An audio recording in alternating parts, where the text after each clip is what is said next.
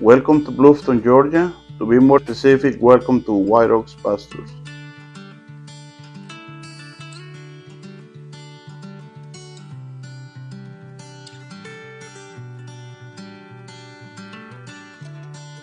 My name is Luis. I've been working in White Oaks Pastures. My name is Parker. I'm Luis's assistant. I am the beekeeper, and let me tell you, working this place definitely is one of the nicest experiences I've been having. Beekeeping is more than just a job, it's a passion. Today we're gonna have a little harvest, and I hope you enjoy it. This is the time of the year where harvesting begins. It's when all of the flowers are up and we get a boom of flowers with every rain. The bees, as they're bringing it into the hives, will set it into their frames and eventually cap the frames, letting us know that the nectar has transformed into honey. That's where the harvesting process begins. So the first thing is to let the bees know it's us and we're about to be working in this place. And secondary is whenever we open the hives, it's always good to let know the rest of the hives we are there.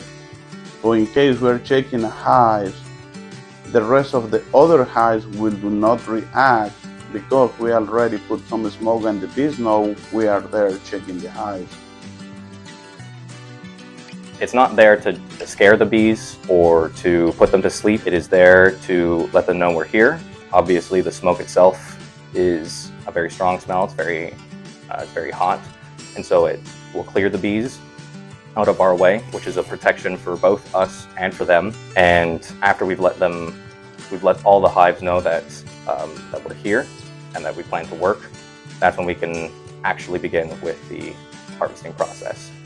And the next thing that we do is we take what's called a fume board, which is a hive cover with fabric sewn into it that is soaked in essential oils and herbal extracts that repels the bees from the honey super that we want to harvest, and it drives them down to the lower parts of the hive.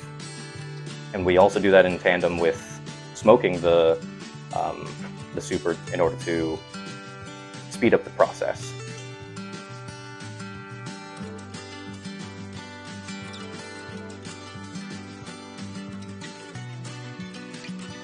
Once the soppers are getting removed, we will place it in the back of the truck.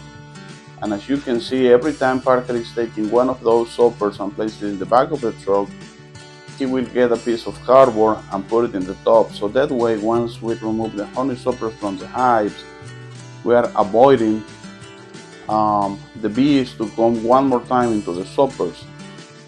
So once we put a little bit of smoke over the fume pad, what we're gonna do, we're gonna move it up and down, so that way the bees go down. And after we take a look and we don't see no more bees, then we will have to move the stopper, shake it a little bit, very gentle, over the outer cover to make sure we knock down whatever bees are there. Then take it to the truck and then proceed and take it to our honey room where we will extract this precious honey.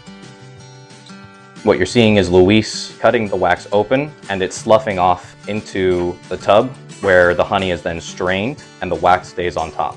Later in the process, Luis and I will come with gloves and squeeze all the honey that we can out of the wax that has fallen so that we can collect everything that has been cut off from the frames. That wax is then put into a bucket, which can be taken to another department on the farm to be turned into various wax products like candles and soap. Once the caps of the frames have been cut and the honey is exposed, the next part of the process, taking the frames and inserting them into the honey processor. We have a 6-frame processor that uses centrifugal force to fling the honey from the frames onto the sides of the extractor. The honey will come rejected to the sides and eventually it's come to the bottom, and once you open, you will see how all the hard work what you've been putting behind, all the hard work of the bees is now reflected. Nothing but pure honey and the best honey.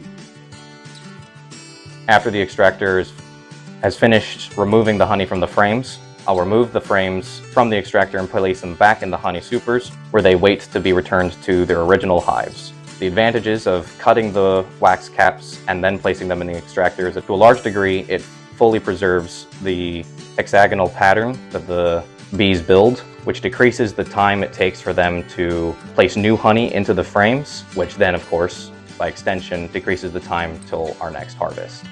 There are many ways that you can harvest honey. You can even cut the wax out of the whole frame, but in an operation where you're looking to sell, this is the most effective and efficient way to collect a maximum amount of honey while preserving the maximum amount of wax to return to the bees.